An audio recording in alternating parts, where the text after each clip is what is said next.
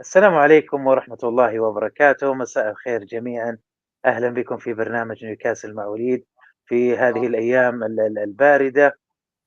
معنا من نيوكاسل كبير صحفي لصحيفة الكرونيكل السيد ريدر للإجابة على جميع أسئلتكم الخاصة بنيوكاسل يونايتد وعن سوق الانتقالات. شخصيًا سعيدين باستضافة قامة كبيرة مثل الأستاذ ريدر. صديقي أصبح للبرنامج الأستاذ ريدر، وإن شاء الله راح تقضون إن شاء الله ليلة ممتعة. صحيح الوقت متأخر، لكن الفارق فرق الساعات بين إنجلترا والسعودية 3 ساعات. فعشان كذا ladies and gentlemen, lads and lasses, we would like to welcome Mr. Lee Reader from Chronicle. Lee Reader in the house. Welcome, sir. Thanks for having me on. Thank you. Thank you for coming. Really appreciate it. It's an honor for us. طبعا راح نسأل أسئلة كثيرة اليوم. كثير من المشاهدين أرسلوا لي، المتابعين البرنامج سألوني كثير من الأسئلة، وبنحاول نرتبها بالمحاور. لكن بداية نحاول إنه يعني أكيد راح ناخذ وقت أكثر في الحديث عن اللاعبين والانتقالات. لكن ودنا نبدأ على بعض الأسئلة. أوكي. Mr. Lee, again, thank you for coming. We heard 2 days ago, about Saudi winning the honor of hosting World Cup 2034. We would like to hear the reaction in Newcastle and England. Yeah, I mean it's been very much a big talking point across Europe. I think obviously we had the World Cup in the Middle East the last time around, so we know that there were some challenges for certain people, but I think really moving forward, we've seen the plans. I've seen the plans for Saudi Arabia, and the stadiums look fantastic from what we've seen. I'm sure there'll be more questions as we go along about how the World Cup will look, when it will be played, what time of year, things like that. So it's going to be interesting, and it's one where, as somebody who, as you know, who traveled to Saudi Arabia, I know everyone's football crazy over there. Everybody was in the streets watching the games. Everyone was supporting all the Middle East teams at the time, and it was just it was a really big event. طبعا لفت نظري الاستاذ ريدر يقول انه في الجماهير كانوا يتابعون المباريات السعوديه في نيوكاسل، يعني في اوقات متاخره. This is brilliant, Mr. Lee. A lot of question I received from the fans regarding the transfer window. We're coming to transfer window, of course, because once we get in, it's very hard to get out. But we would like to ask about the game, your quickly review of the game last night against Leicester. Ruud van Nistelrooy, we beat the team 4-0. What's your take on the game, Mr. Lee? Well, first, it was a much needed victory for Newcastle, a much needed performance, a much needed clean sheet. All the star players had a really good game, and it was just the perfect way to build up to the Brentford Carabao Cup quarter final, which obviously, if Newcastle win, it puts a completely different complexion on the season, because they'll be in a semi-final again, and they'll be 180 minutes away from Wembley. So great performance, great atmosphere as well. I was pleased for Eddie Howe, because I think he's had a tough time in the last month. A lot of questions have been asked, but I think he's kept his composure. We've seen managers under pressure react in a negative way, but I think he was very, very calm and dealt with the press very well during this bad run. And I was just really pleased for him on a personal level, because he's such a good guy, such a football guy, and it was great to see him enjoy a win. But I'm sure he'll have already moved on to preparations for Brentford on Wednesday. Yeah, that's also my next question. Joelinton have the fifth yellow card. Yes. Is he misses next match in the league or in the Carabao Cup? Can he play, Joelinton? I think he can play against Brentford. He won't be able to play against Ipswich, so he gets a weekend off. Maybe he can do some Christmas shopping, and the team can get the 3 points without him. But yeah, class player. Disappointed that he was banned, but it's one of them things. When you play on the edge like Joelinton, eventually you're going to get 5 yellow cards. Eventually you're going to have to sit in the sin bin. So he's banned 2 games? Just one game. 1 game. So he will be against Brentford. Ipswich, because it's a Premier League ban. So Premier League. Yeah, that's okay. He's clear to play against Brentford. Brilliant. Okay, sir, I have many questions from the fans now. Ask me through the group of WhatsApp. Okay, Yusuf Janahi, our friend from Bahrain, he said, please, I want you to ask Mr. Lee, we are tired. Every day we have a news of a fan in Newcastle is going out, fan is it's leaving Newcastle. Why is that? What, in terms of a player leaving the club? Is that what sort of the January transfer window, the rumour mill as we call it? Yeah, it's inevitable because Newcastle are in a position, because of the rules, where they may have to sell a player to bring a player in, and then inevitably your star players are going to get linked with moves away. So it's one to watch. It's, if you go back to January, Darren Eales said that every player has a price. So that was the official communication from the club, that players could be sold. He wasn't wrong. We sold Elliot Anderson. We sold Yankuba Minter. And we probably would have sold a couple of other players had they got willing bidders. They didn't. People like Kieran Trippier stayed. Callum Wilson stayed. But the big worry is, are we going to lose Bruno Guimaraes? Are we going to lose an Alexander Isak? I desperately hope not. But it's something that we've got to live in the real world. And sometimes this happens, and we've seen it already this year. So it would be missed to completely rule it out in January. I hope it doesn't happen. I really do. But if it does happen, then hopefully the money would be used to bring players straight back in. That's a statement. Mr. Lee was divided, a division between the fans. Statement of Darren Ellis.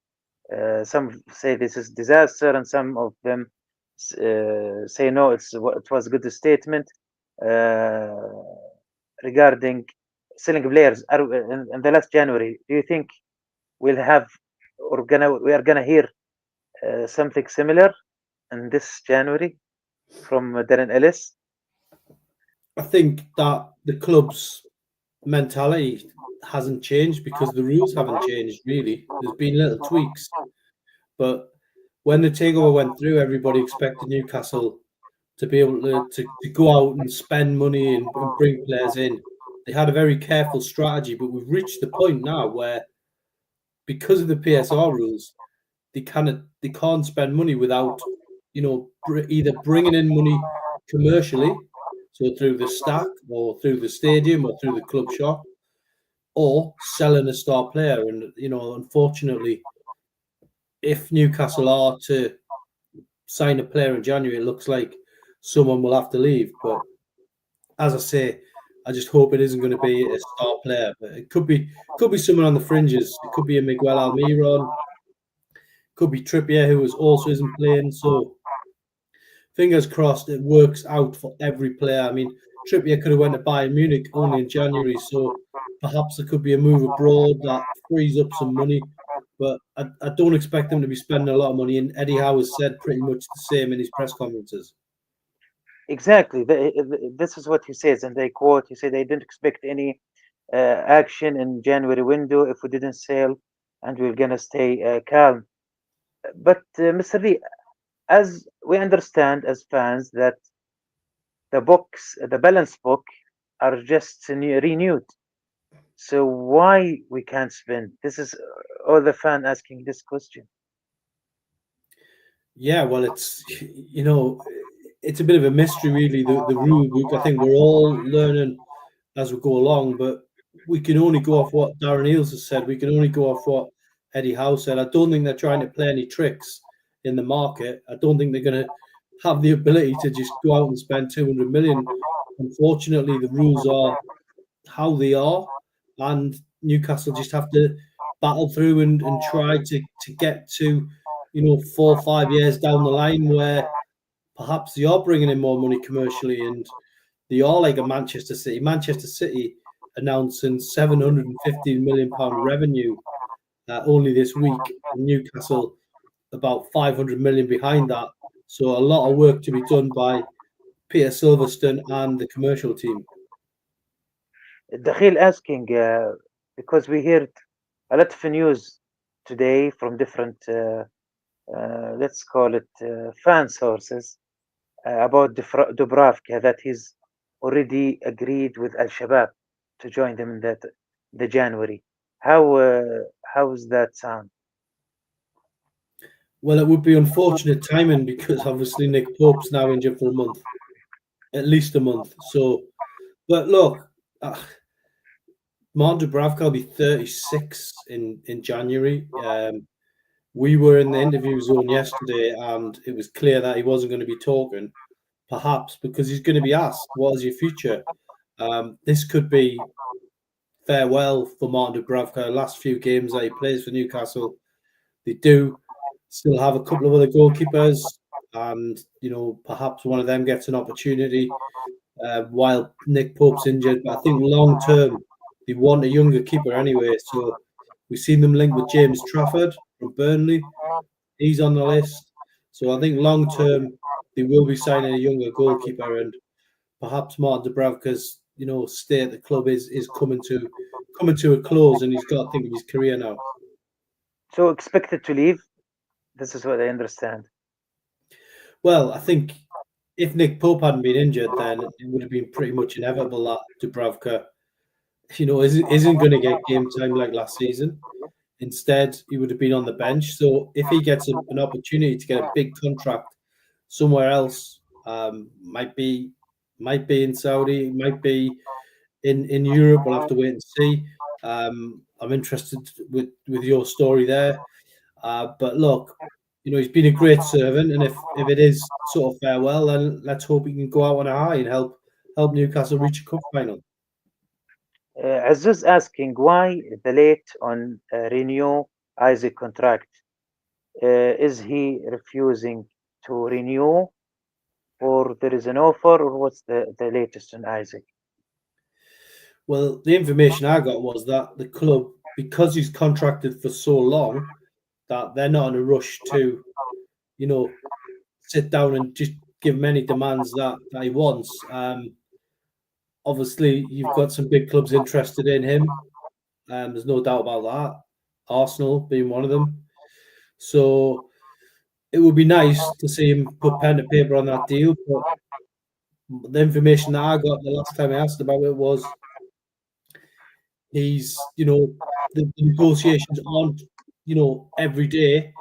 Might be now and again with the agent, but he's contracted for a long time. So hopefully it's one we don't have to worry about. All right. Now we're going to talk about Bruno, because I think this is the hottest name we have.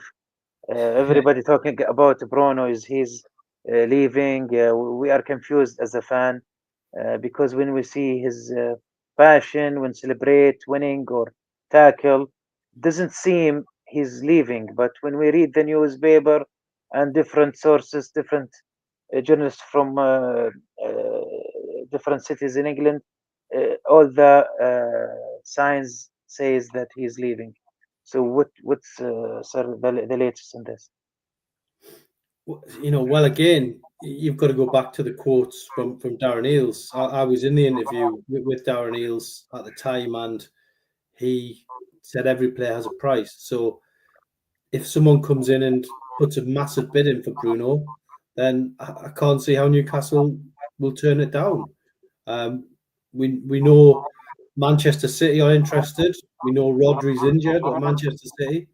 We know that they need something desperately. They've just lost the Manchester derby today. I wouldn't be shocked if Manchester City tried to sign Bruno in this window. I'm just being. You're asking me an honest question. I'm giving you an honest answer. I wouldn't be shocked if Man City came in with a bid. I don't want him to leave. I don't think he wants to leave. I think he likes it here, as you say. He celebrates everything. So hopefully he stays. But if eventually a bid will come in, and Newcastle be in a position where they may have to turn it down. What do you think is the bid gonna be that Newcastle will agree for? Well, his release clause was 99 million. We were told last time. I don't think that's active anymore. It would have to be something huge. Newcastle aren't just going to give away one of the best players. But for me, the ballpark for Bruno Guimaraes would still be 85, 90, 95, up to 100 million. And if a huge bid like that come in, then I don't know. Some fans would say that, take that money and reinvest into the team. If you can sign two quality players that help you in other positions, then perhaps that might be the way forward. But look, I'm a big fan of Bruno. I like his passion. I loved seeing him get a goal yesterday. I loved when he went off the pitch and went round and got a big round of applause. I just hope that whatever happens, it benefits the football club. But with 99, as you said, sir, release clause, and it's not active now, so it should be more. It makes sense. Well, it depends. Right? It depends on how desperate Manchester City may get. Man City. I think after today's results, very, very difficult. Well, this is it, isn't it? It's changed. Today's result has probably changed things again for Man City, and they've got 2 weeks now until the window opens. So, look, I can't. I'm like every Newcastle fan. I cannot imagine Newcastle getting through a full transfer window in January without Bruno being linked with moves around Europe, and we'll have to wait and see. And let's not forget about, we've been a while and we get bored from these questions regarding Almiron and Trippier. We know that they are leaving, but the addition now is, the name added now is Barnes and Sean Longstaff. So, sir, please, if you can quickly tell us about the latest in these four. Okay, we'll start with Almiron. I mean, hasn't started a Premier League game for 6, 7, 8 weeks now. We know he's got a release clause. We know teams in South America are interested in him. If the bid is triggered, then I think he'll go, because I don't see how he has a long-term future here anymore, sadly. As much as I like him as a player. Sean Longstaff, obviously he's a player who doesn't want to leave. He's come through the academy. He lives here. This is his home. For me, this one would be, if someone put a bid in, then Newcastle will get pure profit for this transfer. So we'll go straight into the pot. So perhaps there could be a situation like the Elliot Anderson transfer, where the local academy product is sold and the money is available. But for me, he's reliable. He's played 200 games. He knows the Premier League. He's capable of going out and captaining the team. For me, I would, if I was manager and I could keep him, I would. That's on that one. Harvey Barnes, well, not first choice. Look, he's got a lot of goals for Newcastle this season, but ultimately doesn't always seem to fit into the system that they've got. He was the one who brought the term shop window into his interviews. So perhaps I don't know, is he angling for a move with shop window is a very strange term to use. So he wants to play football. I would imagine he would be open to a move to another Premier League club if they came along. So So that's Barnes. What was the fourth one? The fourth one is Trippier. But yeah, but before Trippier, please. So do you mean that Barnes he want to leave to play more? He's the one asking to leave. Yeah. Well, I'm not sitting here saying he's asked to leave. What I'm saying is he wants to play football. And he was interviewed after the game against Nottingham Forest, in which he scored, and he said that as much as it's a good substitution for Eddie Howe, whenever he's on the pitch, he's in the shop window. So those were the words he chose to use. I personally think Harvey Barnes is a Premier League player, but he needs to be in the right system. And Newcastle can't seem to accommodate him because Anthony Gordon is better on the left. So it's a tough one. But if they got the chance to get their money back for Harvey Barnes, then I'm pretty sure they would take it. Trippier. Well, we've already touched on this in this conversation about Trippier. Bayern Munich wanted to sign him last January. Would he have gone to join Harry Kane? I think if Newcastle had accepted the bid, I would say yes. But in the end, the deal wasn't right. I think Newcastle may look back on that deal and think perhaps that would have been a good time to part ways. But he's still here. He's still at Newcastle. He could still do a job. But again, I think in January, his agent, his agent has gone quite quiet at the moment. But I think his agent will be looking at all the opportunities and possibilities that lie in front of him, because at 34, he may still feel he can have one last big move, get one last big contract, and before he retires. So yeah, we'll see what happens with that one. Tonali latest. Well, Tonali, that was a strange story last week. He got linked with AC Milan. Then his agent come out within hours of the story and said he's not going anywhere. But I think ultimately for him, I think he said himself that he thinks he should repay the fans for being so understanding of his situation when he was banned.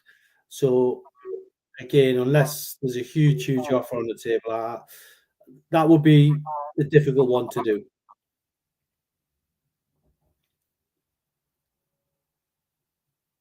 Okay, Mr. Lee. So this is the player's situation. Who's still in Newcastle, but now we want to see the coming players. We notice Murphy. He's doing great, and he scored 2 goals last night.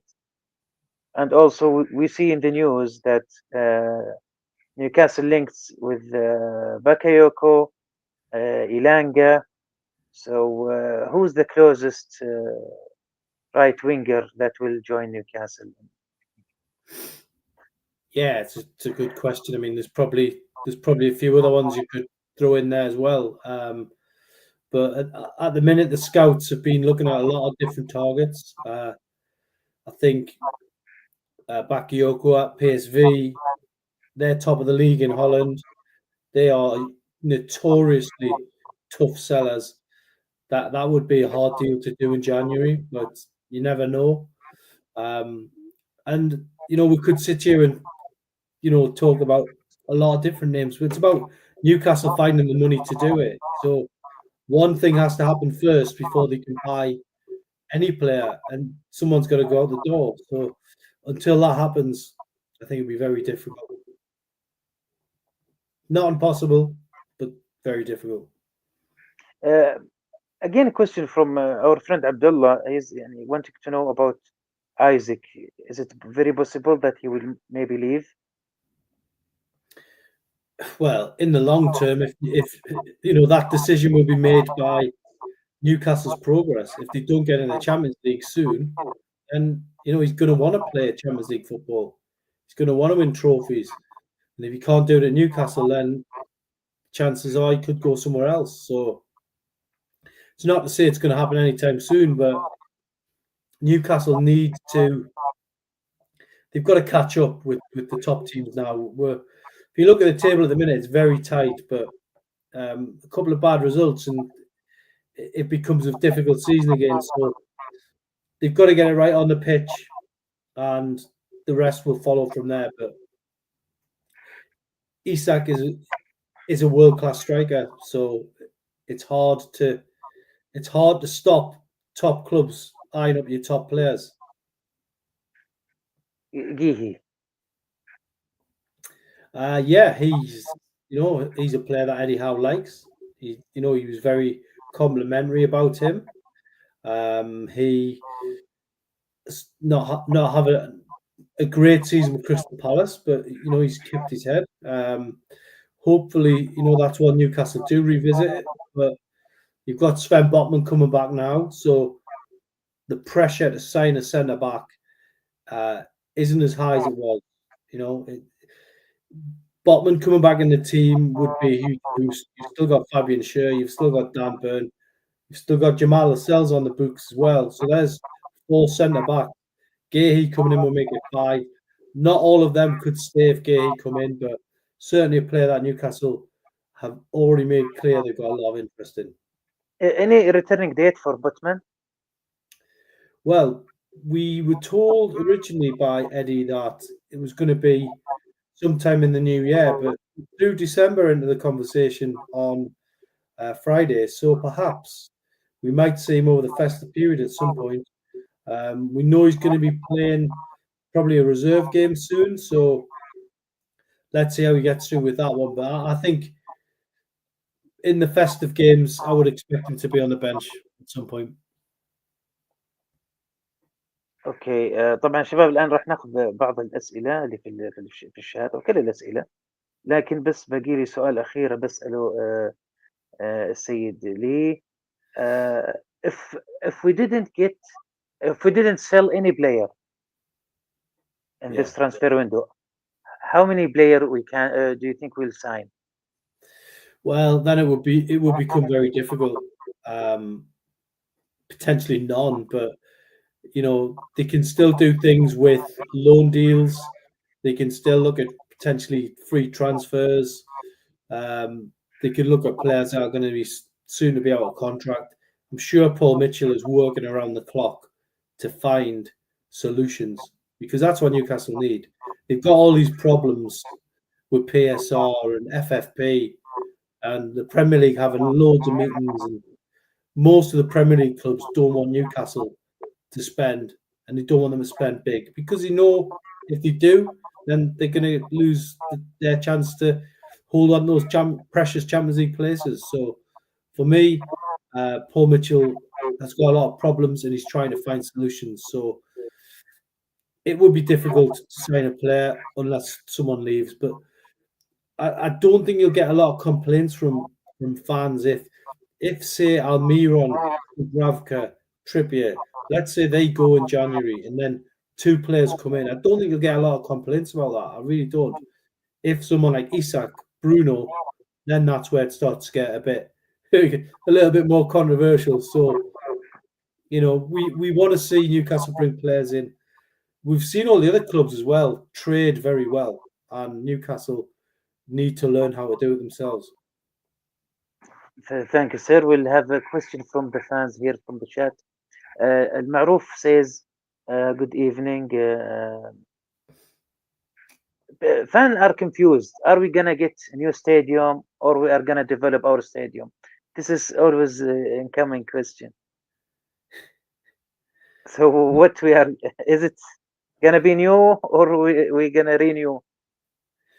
Well, I think you probably would have seen my reports from the fan event at the Stack when Brad Miller, the club's CEO, who's basically the project manager, he, spoke about 2 options, and staying at St James's and refurbishing it, or moving somewhere else. And moving somewhere else would mean, in his words, more seats.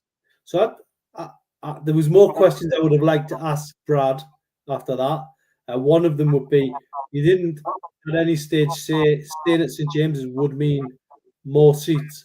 So we'd like to know more about this. You know, it's been sort of floated to the fans what could happen, and I think now we need, you know, a few more solid questions. I think we are going to see both the proposals stay or go, and exactly where it will be, and then I think we move on from there. You know, St James's Park is you've been yourself, you know what it's like. It's James's Park. It's very, very special. You wouldn't want to lose that. You wouldn't want to lose that special atmosphere. I would love to see Newcastle build on the ground that they've got, but to have an 80,000 stadium would be also a big thing. So let's wait and see what those proposals are first. Phil asking a possible. You want to know about, is there like a possible deal in this coming window? Well, you know, again, without repeating what we've said, yeah, there's definitely deals to be done. I mean, I know, he asking for a name. Is there someone close to join Newcastle? I think this is the question. well, I wouldn't say that someone's going to walk through on January the 1st, but you know, what are we on now? It's the 15th. A lot can happen in those 15 or 16 days. So I wouldn't say there was someone ready to go, but I also think that 2 weeks is a long time, and agents are ringing Newcastle now as we speak. So clients will be offered to Newcastle in the next couple of weeks, no doubt. Amber, do you think we need to invest heavily in the academy so that we can sell or improve the squad? For me, it's not the priority, because the facilities Newcastle have got at the academy are adequate. You know, we've got one of the best. It can't be used as an excuse. We've got one of the best catchment areas in the UK. You walk around where I live, you go around the city, every Saturday and Sunday, there's thousands of kids playing football. So we have we have the passion of people playing grassroots football, potentially older kids who've missed out on a chance to join another club. There's non-league clubs. There should be no excuse. A football pitch is what you need to show you're good. You know, I've been down the academy. It's absolutely fine. Putting money into that and expecting different results, that's not where I am. But for me, it's about finding the talent. We've seen teams from down south. We've seen teams in Birmingham take players from the northeast from under our nose. That needs to stop, and hopefully Newcastle can get to a position where they're finding the next Alan Shearer, where they're finding the next Gaza, you know, because they are here. I mean, they're two extreme examples, but Michael Carrick had to go down to West Ham as a kid. That was another one Newcastle missed out on. Newcastle nearly actually lost Andy Carroll because we were playing him left back before. I think it was John Carver came in the academy and changed it and said, "Don't sell him." So it needs to be looked at very carefully. And as I say, the talent pool is around us. You know, every Saturday and Sunday, kids playing football, dark nights.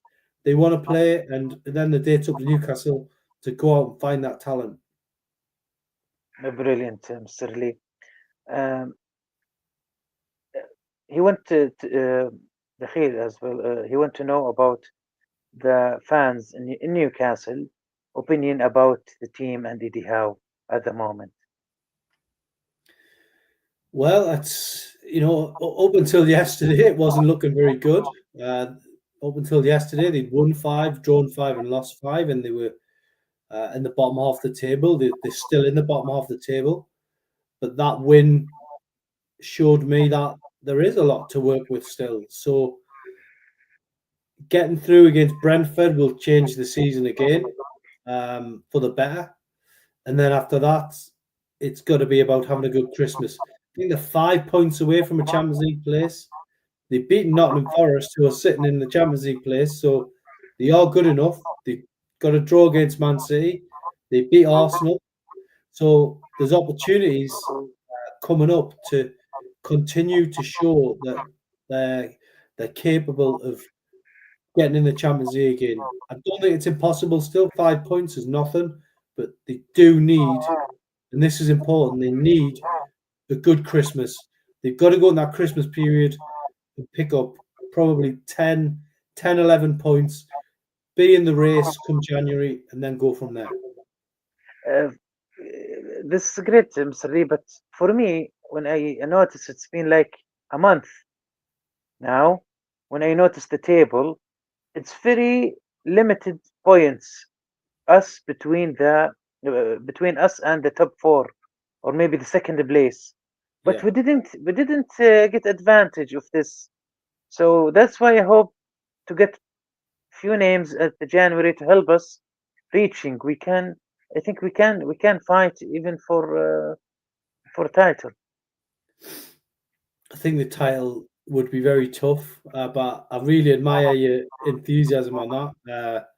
But for me, this season could be much better already. I mean, look at some of the games that Newcastle have thrown away. Losing to Brentford was, a game that all them goals were avoidable in that game. So they could have got something from that game. West Ham at home was another one. Brighton at home. If only Newcastle could have found the best form, then they'd already be in the Champions League and they wouldn't be under all this pressure that they've put themselves in this position, and now they've got to get out of it. A bit away from our topics, Dan Ashworth, he just leave Manchester after a few months. What is the story with Dan Ashworth? What's wrong? Is is he the wrong one, or the club is wrong? Is it common in England, this situation? Well, he's making a habit of it. He's been on gardening leave 3 times at three different clubs now. So, look, for me, it should always be about the players, the fans, the managers. Sporting directors get a lot of headlines in this country, and really, they should be working in the background to help the team. And I think that's exactly what Paul Mitchell would like. He doesn't want to be seeing his name in the papers and being spotted on TV. I think he just wants to work away in the background, and he doesn't want to court all the publicity. Dan Ashworth had a very good good PR, I would say. He was hailed as the man who turned England around and did a great job at Brighton, and Newcastle paid millions to get him to come to Newcastle, and he didn't actually change that much, really. He didn't change pretty much anything. Gave Eddie Howe, who was already there, a new contract, and then the minute Manchester United came calling, he left. So, it's and I can't comment too much on what happened at Manchester United. I heard stories that he felt that he'd been sidelined on certain decisions, and then I see the next day that he's been linked with Arsenal, who need a sporting director. So if he ends up at Arsenal, then that would be some journey from Brighton to Newcastle to Manchester United to Arsenal. That would be some story for him, but we'll see. I'm more interested in what's going on at Newcastle rather than the other clubs. A lot of fans here, they are not thrilled about Eddie Howe because they are usually they were support before, like Chelsea, other teams with famous coach, famous manager, like for example, a lot of Saudi fans, they are like Mourinho. So my question is, how Eddie Howe, is he uh, grabbing his seat in Newcastle, or maybe there's talks that if things go wrong, that maybe this is the last season for him, and if so, who gonna replace him? Well, it's difficult to answer that question when there's already a manager in the dugout, and I wouldn't want to disrespect Eddie Howe, because I think really still this season they could still win the Carabao Cup, they could still win the FA Cup, and they could still qualify for Europe. So we are halfway through the season almost, and there's still things to play for. I mean, you look at Wolverhampton Wanderers; they are in a real mess, and they've got rid of their manager. Totally justifiable. Before I came on here, I know Tottenham were beating Southampton 5-0. I don't know what the score is at the moment because I've been talking to you.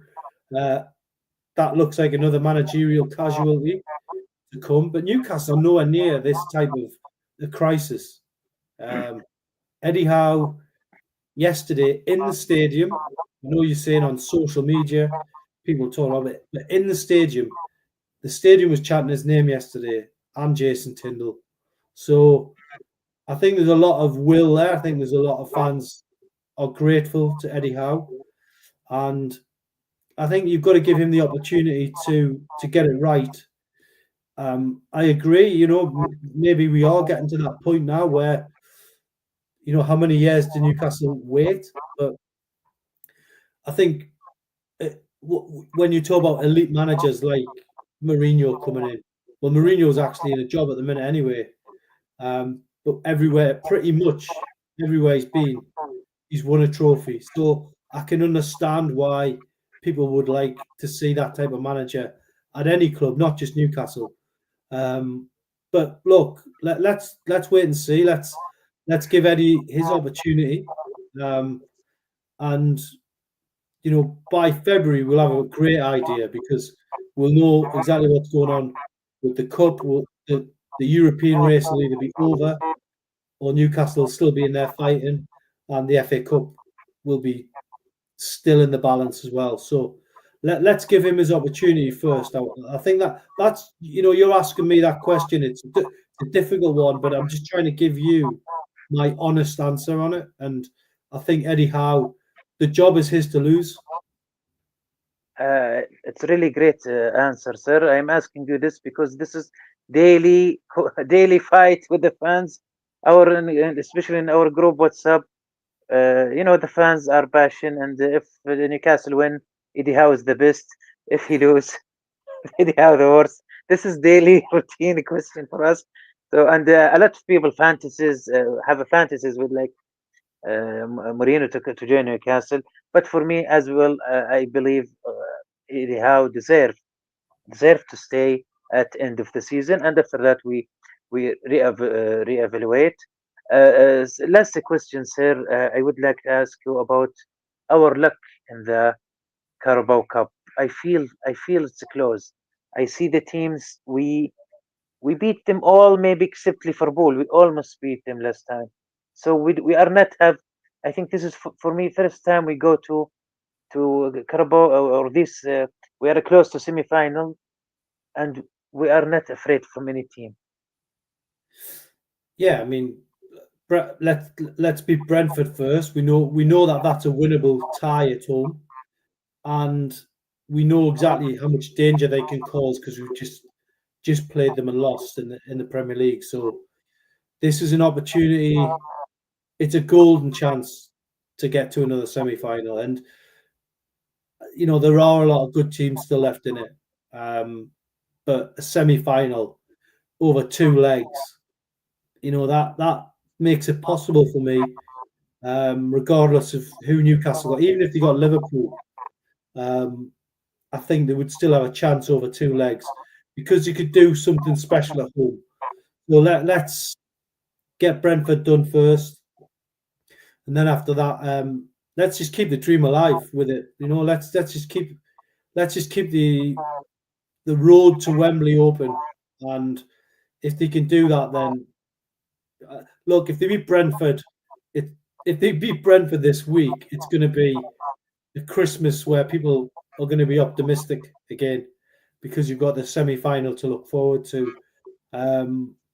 But who knows? Because Eddie Howe himself will know that this Brentford tie is vital to keep him on the popular side of the fans. He has to win this tie, in my opinion.